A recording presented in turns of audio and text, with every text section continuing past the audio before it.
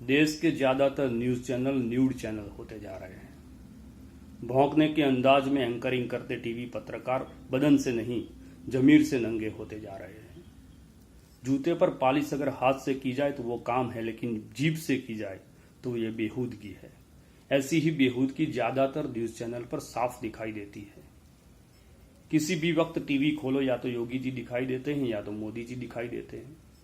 इन दोनों नेताओं की प्रातःकालीन शौच क्रिया से लेकर रात की शयन क्रिया तक एक एक मिनट का ब्यौरा रखना, यही टीवी पत्रकारों का काम रह गया है। योगी जी ने कितने कुत्ते बिल्ली गाय गधे पाले, ये बात कोई न्यूज संवाददाता बहुत गंभीरता से हमें सुनाता है तो पता चल जाता है कि योगी जी को सिर्फ जानवर पालना नहीं आता, इन्हें पालना भी आता है।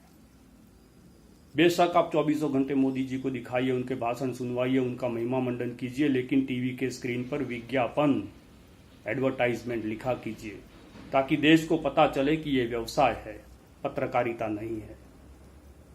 नोटबंदी के बाद ना आतंकवाद खत्म हुआ, ना नक्सलवाद खत्म हुआ, ना काला धन वापस आया, ना फर्जी नोट छापना बंद हुआ, ना इकोनॉमी कैशलेस हुई, फिर भी ये भांड पत्रकार नोटबंदी की सफलता का डमरू दोनों हाथों से बजाते रहे। पूजा भट्ट अगर पाकिस्तान में अपनी सहेली का बर्थडे मनाने चली जाती है तो ये लोग आसमान सर पर उठा लेते हैं, लेकिन देश का प्रधानमंत्री देश को गुमराह कर कर नवाज की केक खाकर लौट आया तो उसे सवाल नहीं पूछते। पाकिस्तान को उसकी भाषा में जवाब देना चाहिए। चुनाव के दौरान ये एपिसोड बार बार दोहराने वाली टीवी चैनल आज मोदी जी से नहीं पूछती कि ये भाषा सीखते सीखते अभी कितने जवानों को शहीद होना बाकी है। दुख की बात यह है कि मोदी जी का पतंजलि का रिबन काटना देश की सरहद पर जवान के सर काटने से बड़ी खबर हो जाती है। पाकिस्तान के एक्टर्स, कलाकार और यहां तक कि संवाद के खिलाफ जिनकी कुंडलिनी जागृत हो जाती है, वही न्यूज चैनल निवृत्त पाकिस्तानी फौजियों को टीवी डिबेट में बुलाकर भारत को भद्दी भद्दी गालियां पड़वाते हैं और टीआरपी बटोरते हैं। जिस्म फरोशी करने वाले भी बेशर्मी में हार गए, कुछ मीडिया के दल्ले तो उस सीमा के पार गए। मोदी जी की गिरती हुई साख को बचाने के लिए कुछ न्यूज चैनल ने टीवी स्टूडियो में बैठे बैठे ही पाकिस्तान के 2 बंकर और 7 सैनिकों को मार गिराने की झूठी खबर फैला दी। पंजाब में कैप्टन अमरिंदर सिंह अगर लाल लाइट हटाते हैं तो उनको कानों कान खबर नहीं होती, लेकिन सुप्रीम कोर्ट के दबाव में यही काम मोदी जी कर देते हैं तो वीवीआईपी कल्चर पर मोदी का वार हो जाता है। सच में 24 घंटे के लिए मोदी जी अपने तलवे पर जहर लगा दे, 90% पत्रकारों की जिंदगी जोखिम में पड़ जाएगी।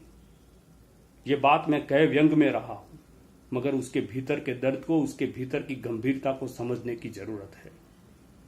2014 में मोदी जी ने किए हुए एक भी वायदा पूरा नहीं हुआ, लेकिन ये लोग नहीं पूछ रहे हैं कि काला धन वापस क्यों नहीं आया, महंगाई क्यों नहीं घटी, पाकिस्तान क्यों नहीं संभल रहा, कश्मीर क्यों सलग रहा है, धारा 370 का क्या हुआ, कश्मीरी पंडितों के पुनर्वसन का क्या हुआ, बुलेट ट्रेन स्मार्ट सिटी के ख्वाबों का क्या हुआ, रुपया क्यों गिर रहा है, चीन क्यों आंखें दिखा रहा है। लिस्ट बहुत लंबी है, लेकिन सबसे बड़ा सवाल यह है कि मोदी जी से सवाल नहीं पूछे जा रहे हैं। ताल ठोक कर सरकार के साथ ताल से ताल मिलाते जा रहे हैं। हम तो पूछेंगे, लेकिन मोदी जी से नहीं, विपक्षियों से पूछेंगे।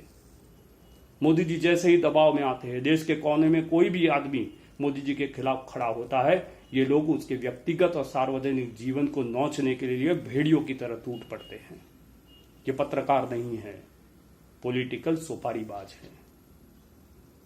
लोकतंत्र के चौथे स्तंभ पर दीमक की तरह चिपके इन चेहरों को पहचानने की जरूरत है। उन साहसी और प्रामाणिक पत्रकारों का समर्थन करने की जरूरत है जिनके कारण लोकतंत्र बचा हुआ है। न समझोगे तो मिट जाओगे रो हिंदुस्तान वालों, तुम्हारी दास्तां तक न होगी दास्तानों में।